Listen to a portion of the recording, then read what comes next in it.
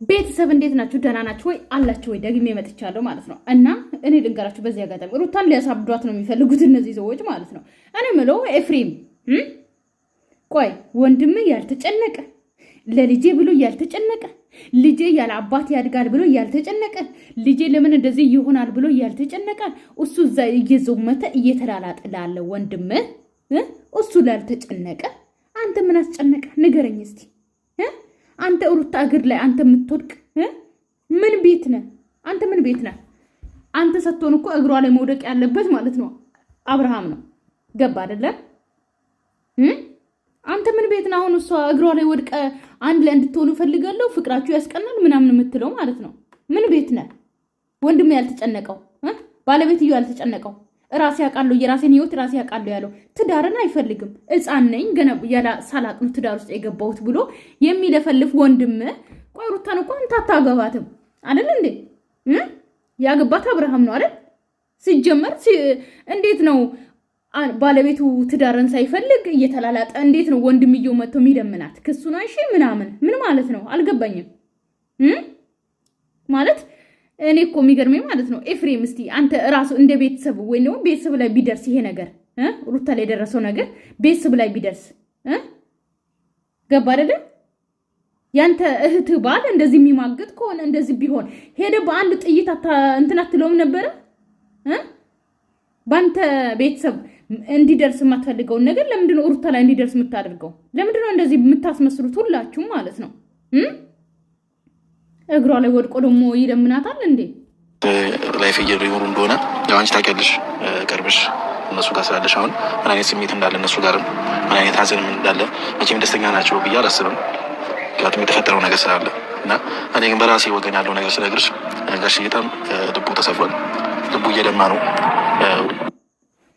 ጋሽዬ ልቡ እየደማ ነው። ያው ጋሽዬን ሩታ ምንም ማድረግ አትችልም። የእሳቸው ልጅ አባቴ ታመማል ብሎ ያላሰበ ራሱ ያላዘነላቸው ሩታ ምን ታርግ? ሩታ ለምንድነው የምታዝነው? ለሩታ ለምንድነው የምትነግሯት? ሩታ ምን ታርግ? ቆይ አስሬ እየመጣችሁ ለሩታ ምን ነግሯት ማለት ነው በዚህ አጋጣሚ። ሲቀጥል ደግሞ ባንግራውንዱ የተቀረጸ ቦታ ዛሬ ደግሞ ሌላ ቤትም እንደዚህ አይነት ባንግራውንድ ነው የተቀረጸው። እዚሁ ቦታ ነው የተቀረጸው ደብረ ዘይት ነኝ ብሎ ማለት ነው። ገባችሁ አይደለ? ያው አይተሽ ለፊ የምትሉ ሰዎች አሉ። እኔ ደግሞ አልፌ ማየት አልችልም፣ ማለፍ አልችልም። ተፈጥሮዬ ነው፣ ምንም ማድረግ አልችልም። ገባችሁ አይደለ? ያው አንዳንድ ሰው እኮ የራሱ ተፈጥሮ አለው። እኔ ደግሞ አልችልም። እዚህ ላይ ሳቅ ውስጡ ላይ ግን ደም ነው እያለቀሰ ያለውና ልጁ ነው የሚያስለቅሰው። ሩታ አይደለች የምታስለቅሰው። አባትየውን ደም የምታስለቅሰው ሩታ ሰጥቶና በልጁ ነው። ስለዚህ ልጁን ተቆጡት። መጀመሪያ አብርሃምን ሄዳችሁ እዛው ውቀሱት። አብርሃምን ሄዳችሁ ትዳርን ምናምን ብላችሁ ነገር ሲጀምር እሱ ትልቅ ሰው ነው፣ የሚመከር ሰው አይደለም። ወደ ትዳር ተመለስ፣ ለልጅ አባት የለውም፣ አባቱን በስነ ስርዓት ትዳር ምራ ብላችሁ የምትመክሩት ሰውዬ አይደለም። ትልቅ ሰው ነው፣ ራሱን የሚያውቅ ሰው ነው። ገባችሁ አይደለ? አስቦ አልሞ በስነ ስርዓት ነው እያወራ ያለው። ስለዚህ መቼም እናንተ ሄዳችሁ ለአብርሃም ትዳርን ምራ ከሩታ ጋር ሁን ብላችሁ አትይዙትም። ገባችሁ አይደለ? ስለዚህ ኤፍሬም አንተ አታገባትም ሩታን። የሩታን ህይወት አንተ አትኖርም። መቼም አንተ አብርሃም አትሆንም። ገባ አይደለ? ስለዚህ ህይወቷን የምታውቀው እሷ ናት። እግሯ ላይ ወድቀ የምትለምናት ራሱ ይለምናት በስነ ስርዓት ቢለምናት ራሱ ከዚህ በኋላ ከሴት ጋር እንደዚህ እየተላላጠ እንደዚህ እያቀፈ ምን እየሆነ መጥቶ ከሷ ጋር ሊተኛ ነው? እኔ ሲዘገንነኛል። እግዚአብሔርን አላደርገውም። እኔ የመጨረሻ ታውቃላችሁ ባለቤቴ ከሴት ጋር ከማገጠ እውነት ነው የምላችሁ እንኳን አንድ ደቂቃ ከሱ ጋር ልቆይ ላውራ አይደለም በቃ የፈለገ ለምን አልለመንም ይቅር አልለውም። ብሞት አንገቴን እንደዚህ ብደረግ ይቅር አልለውም። ገባችሁ አይደለ? መቼም እኔ በስማ እሱን አቅፌ ልተኛ ድጋሚ ከሴት ጋር ተኝቶ የማላደርገው ነገር አሁን የጠራሁሽ እንደ በፊቱ ልጨቀጨቅሽም አይደለም ነገራቶችን እንደዚህ ላበዛብሽ ነገር አይደለም እና ሁሉ ነገርም ተተነው እኔ የምሬ ነው እግዚአብሔርን። አንዳንዴ እንደውም ቪዲዮ እኔ የምቀርጻችሁ ነበርና አንቺና አብርሽ ተሰሩ በጣም ነበር የምታስቀምጥ። የምሬ ነው እግዚአብሔርን በጣም ከምላችሁ በላይ ፍቅራችሁ ያስቀና ነበር፣ ደስ ትሉ ነበር። እኔ እየቀረጽኳችሁ ራሱ እንጆይ አደረግ ነበር፣ ዝናና ነበር በእናንተ። እኔ መች ነው እንደዚህ ሆነው እንደነሱ ሆነው መች ነው ደስተኛው እና ያ ሁሉም ነገር በቃ ባዶ ሲሆን ጨለማ ሲሆን ማየት ያስጠላል። የዛኔ ማየት እንደሚናፍቀኝ ነው። መምጣት አልቻለም ዛሬ ግን እሱ ብቻ አላውቅም። ግን መምጣት አልቻለም። ደውዬለት ነበር። አንቺ መጀመሪያ ላገኝሽ ብዬ ነው። እሱ መምጣት አይፈልግም፣ መዝናናት ይፈልጋል። ፈረንጁ እንኳን ሄዶ ምንድነው ያለው? ሰላሜን አግኝቼ ነበረ፣ በመጣሁበት መታችሁ ሰላሜን አታስነሱኝ፣ ራሴን የማክሰው ነኝ፣ ራሴ ነኝ የመጣሁኝ፣ ተውኝ ብሏል። ገባ አይደል? ኤፍሬም ማለት ነው። ወንድ ምን ነው እንደዛ ያለው? ስለዚህ ሩታን ተዋት። እሱ ጠርታችሁት እንኳን አባቱ እንኳን ና ብሎት ያልመጣ ልጅ መታችሁ ሩታን ይቅርቤው ክሱን አንሺ ምናምን። ሩታ ምንም አይነት ሐሳብሽን እንዳትቀይሪ አለቀ። የምን መጨማደቅ ነው እዚህ? በአካል ማግኘት አይቀርም። እና ሩታዬ እኔና አንቺ ብዙ ነገሮችን አሳልፈናል፣ ብዙ ነገር አድርገናል። ቁም ነገርም ቀልዱም አብረን ሆነን አሳልፈናል። አብዛኛው ጊዜ አጠገባችሁ ነበርኩኝ እንደሚታሉ ነገ ማለት ይኸውልሽ ሩታዬ ዛሬ ስለሱ ላወራ አለ የመጣሁት ማለት አይ እኔም እኮ አንቺን ለማስጨነቅ ፈልጌ አይደለም ሩታዬ። ሲጀመር ከዚህ በላይ እንዴት ታጨንቁ? ልታሳብዷት። ለምን አላበደችም? ለምን ጨርቋን ጥላ አልተቀመጠችም እቤት ውስጥ ብላችሁ ነው እንግዲህ። ለምን አስሯት በሰንሰለት አልተቀመጠችም ብላችኋል ነው ሁላችሁም እየመጣችሁ እግሯ ላይ እየወደቃችሁ ምናምን። እሷ ጥፋተኛ እንደሆነች እሷ ትዳር አልፈልግም ብላ ከቤት እንደወጣች ነገር አድርጋችሁ ማለት ነው። ጥፋቱን እሷ እንዳመጣች አድርጋችሁ እግሯ ላይ ወድቃችሁ የምትለምኑ ወንድም፣ አባት፣ እህት ምናምን የአብሬሽ ቡችሎች የምትለምኗት እሷን ማለት ነው። እንዳለ ቡታጀራ ላይ ያሉት የአብሬሽ ቡችሎች እንዳለ በየቀኑ ነው እሷን እያቀረቡ የሚለምኗት ማለት ነው። ለምንድነው መጀመሪያው እሱን ማትለምኑት? ለምንድነው ማለት መለመንም ሳይሆን ለምንድነው መጀመሪያው እሱን ማትወቅሱት? ሄዳችሁ ለምን እሱ የሚሰራ ቦታውን ሄዳችሁ ለምን እንደዚህ ታደርጋለህ ለምን አትሉትም? ለምን እሱን አትወቅሱትም? ሲጀምር ብትወቅሱት ባትወቅሱት እሱ እኮ ትልቅ ሰው ነው፣ ራሱን የሚያስብ ሰው ነው። ትዳር አይፈልግም አለቀ። እና በቃ ሁሉም ነገር ትተህ ነው የወለድሽውን ልጅ 9 ወር ሙሉ ተሸክመሽ የወለድሽውን ልጅ ያላባት ማደግ የለበትም ሩታዬ። ነገ ላይ አድርጎ ልጁ እኔ ያላባት አንተ አይደለም የምታስበው። ያላባት የሚያድገው የሚያስበው የነበረው እሱ ነበር። አብርሃም ነው ማሰብ ያለበት እንጂ አንተ አይደለም። አንተ ምን ቤት ነው የምታስበው? ምን ቤት ነው የምትለምናት? ልጅ ያላባት ማደግ የለበትም ብሎ ማሰብ ያለበት መጀመሪያ ጭንቅላት ውስጥ እሱ ነው ያደግኩት ከሚል አንቺም ደግሞ እናት ነሽ። የእናትነት ስሜት በስሱ አውቀዋለሁ እና ምን አይነት ቻሌንጅ እያሳለሽ እንደሆነ አሁን ላይ እረዳሻለሁ። እና እናትነት መሆን አንድ ፈተና ነው፣ ራሱ የሆነ ነገር ነው፣ ከባድ ነገር ነው። እና ለልጅሽ ስትይ ለወለድሽው ልጅ ስትይ ከአብርሽ ጋር አንድ ላይ ብትሆኑ እና የድሮ ፍቅራችሁ የሚመለስ በጣም ደስ ይለኛል። ለልጅሽ ስትይ፣ ላረገሽው ልጅ ስትይ፣ ለወለድሽው ልጅ ስትይ፣ ለልጅሽ ስትይ። አብዛኛው ጊዜ ሴቶች ደካማ ጎናችን ካገባን በኋላ ልጅ እንወልዳለን፣ ማንም ሰው አያገባንም፣ ከዚህ በኋላ ከወንድ ጋር ህይወት አንቀጥልም ወይም ደግሞ ህይወት አይቀጥልም በማለት ህይወታችን የምናበላሸው አንደኛ ምዕራፍ ይሄ ነው። ለልጄ እያልኩኝ ብስቁል ልብዬ እሱን እየለመንኩት እሱ እንደፈለገ እየማገጠ እንደፈለገ ከማንም ሴት ጋር እየበላ እየጠጣ እየመጣ እንደፈለገ ሲጫወትብኝ፣ እኔ ግን ልጅ ስላለኝ ልጅ ስለወለድኩ ብለን አብዛኛው ሴቶች ህይወታችን የሚበላሸው እንደዚህ ነው። አያችሁ?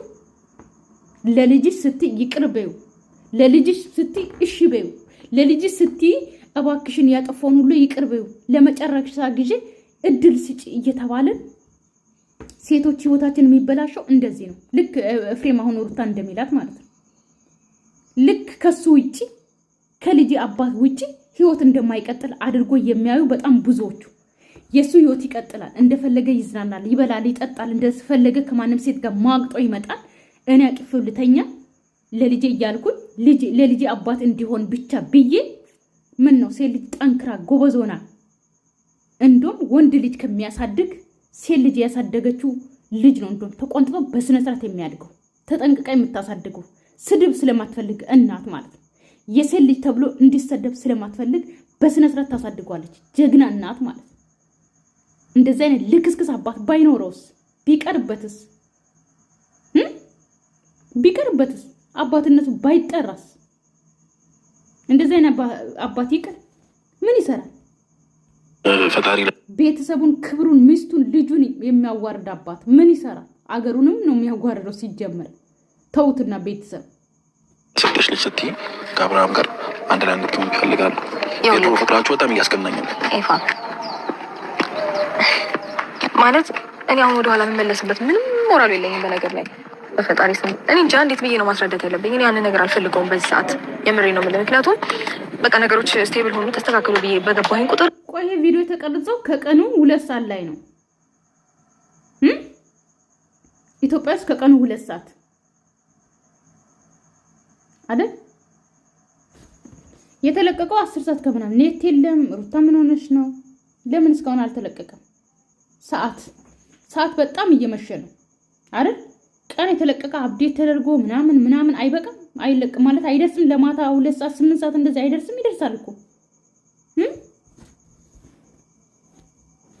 ሁሌም ሰላም ማጣበትና ሰላም የሚረበሽበት ሁኔታ ከሆነ ያለው ለምን ብዬ እገባለሁኝ? ለምን ብዬ ራሴን እጎዳለሁኝ? አዎ ለልጄ አባት ሊያስፈልገው ይችላል፣ ግን ደግሞ እናቱን ማጣት አለበት። አባቱን ለማግኘት እናቱን ማጣት አለበት የለበት ማለት እኔ ራሴን እየጎዳሁኝ በስመ አብ በጣም በብዙ ጭንቀት ውስጥና በብዙ እንትን ውስጥ ራሴን እያሳለፍኩኝ ለልጄስ እንዴት ነው መሆን የምችለው? እኔ ማለት እኔ እንጃ እንዴት ነው መናገር ያለብኝ? ለልጅ እናት አታስፈልግም? እንደውም እኮ እንጃ ይቅርታ አድርግልኝና እናት ናት በጣም ልታስፈልግ የምትችለው ከአባት በላይ በዚህ ሰዓት ስፔሻሊ። እንዴ ስንትና ስንት ጊዜያቶችን እኔ እንዴት ሆኜ እንዳሳለፍኩኝ እኔ ነኝ የማውቀው። ድጋሚ አሁን ወደኋላ ተመልሼ ይህንን ነገር ተቀብዬ ከዛ በኋላ ነገር ትተሽ ወደኋላ ተመልሰሽ ምንም እኮ አዲስ ነገር እየተፈጠረ አይደለም። ሁሌም ምንድነው ተደጋጋሚ ነገር ነው እየተደረገ ያለው። ገባ? ሲቀጥል ደግሞ አሁን ነገ ይሄ ልጅ እውነት አሁን ተስተካክሎ ነገሩ እሺ ጥሩ ሆነ ተብሎ እኔ አብረን ገብተን ትላንትና እንደዛ ሆኖ አሳልፈን እንደገና ዛሬ ይስተካከላል ብዬ ገብቼ አባት ምን ያለ ነው ያው ነው አብርሃም ታጥቦ ጭቃ ምንም ለውጥ የለውም። አይለወጥም። እመኑኝ አይለወጥም። ቢያንስ አጅቶ ራሱ 40 ዓመት ቢሆን ራሱ ከሴት ጋር ይለከስከሳል እንጂ አያውቀውም። ገባችሁ አይደለ? ገና በዚህ እድሜው እንደዚህ ሆነው ማለት ነው። አግብቶ ልጅ ወልዱ እንኳን እንደዚህ ሆነው ማለት ነው። ሲቀጥል ደግሞ ሩታዬ ማለት ነው ተስማምተሽ ይሄንን ስራ መሰሪ ከሆነ ድራማ ከሆነ ገባሽ አይደለ? በጣም ያስጠላል። እግዚአብሔርን በጣም ያስጠላል። ምክንያቱም ክብርን አሳጥቶ ከማንም ሴት ጋር ተለጣጥፎ ሲመጣ ያንቺን ሰውነት ሲነካ አስበሽዋል ምን ያክል እንደሚዘገንን። ከምንም በላይ እኮ ክብር ይበልጣል። ከክብር በላይ ምንም የለም። ስለዚህ ክብርሽን አስበልጭ። ገባሽ አይደለ እንዴ? ሁሌ ለብር ብሎ አንቺ ላይ እንደዚህ የሚጫወትብሽ ሁሌ እንዴ? አርቲስቶች እኮ ቢሆኑ ራሱ ማለት ነው ልንገራችሁ በዚህ አጋጣሚ ፊልም ቢሰሩ ምን ቢሉ ቢተቃቀፉ ራሱ ማለት ነው በቃ ካሜራ ተደቅኖ ትወና ነው አለቀ። በአንድ ህይወታቸው ይለወጣል። አመት ምረት ሁሉ እንደዚህ ተዘፍስፎ እንደ ሩታ እያለቀሱ እንደዚህ ሁሌ እየተሰደቡ ምናምን አይሰሩም። ገባችሁ አይደል? ለዛውም ደግሞ በየአውሮፓ በየአገሩ እየተዝናኑ ማለት ነው የተንደላቀቀ ኑሮ እየኖሩ የፈለጉ መኪና እየገዙ እየነዱ ሩታ ትወና ካማረች ትወና አሰሪ። የእውነት ከዚህ በላይ ብር ምንድን ነው? በጣም ነው እንጂ በስማ ከበረ ልጅ እንደገና ዛሬ በብዙ መንገድ እኮ ነው ማለት አንተም እያወራኸኝ ነው፣ ጋሼ እየደወለለት ነው። እዛ ያለው ጉዳይ እኔ ከአባቱ አይበልጥም። ይበልጣል እንዴ? ይበልጣል። እዛ ያሉት ጓደኞቹ ይበልጣሉ ከአባት። በፈጣሪ ስም እንዴ ጋሼ ስንት ጊዜ ደውሎና እያለው እኔ እንደሄድ ላረግ ነበረ፣ ግን አይሆንም ተባልኩኝ። ማንም እንዳትጃለኝ ጋሼም አዝንብሻለሁ አለኝ። እንዴት ነው ማስረዳት ያለብኝ? እንጃ በቃ እንዲወጣና እንደዚህ እንዲለኝ አልፈልግም በዚህ ሰዓት። እኔ እንጃ ጋሼ ፊት ራሱ በቃ ማለት እኔ ድፍረቱ ኖሮ መናገር ብችልና በቃ በደንብ ባወራሁኝ በተናገርኩኝ። እውነቴን ነው የምልህ። እኔ እንጃ ግን ጋሼ እንዲከፉም አልፈልግም። በቃ እንደዛ እየተናገሩ እንደዚህ እናድርግ እያለ አይሆንም። ያ ያለሁበትን ሁኔታ ያለሁበትን ስሜት ገብቷችሁ ምን አይነት ሁኔታ ውስጥ እንዳሳል ምን ይረዱሻል? ማንም እኮ ሲጀመር ማለት ነው በአብርሃም ዙሪያ ያሉ ሰዎች እንዳለ ሩታ የሚረዳት አንድ ሰው የለም። አንድ ሰው ገባችሁ? ሩታ እንደዚህ ተጨንቃለች። እስቲ ወጣ ኤፍሬም ራሱ ቢሆን ማለት ነው አሁን ሄዶ እግሯ ላይ ወድቆ የሚለምናት ማለት ነው። እስቲ የወንድሜ ሚስት ናት፣ እውነት ተጨንቃለች፣ አራስ ናት። እስቲ ወንድሜ እንኳን ባያዝናናት፣ እስቲ ወጥቼ እንኳን ትንሽ ላዝናናት፣ ትንሽ እንኳን ፈታ ትበል ብሎ እንኳን አያዝናናት።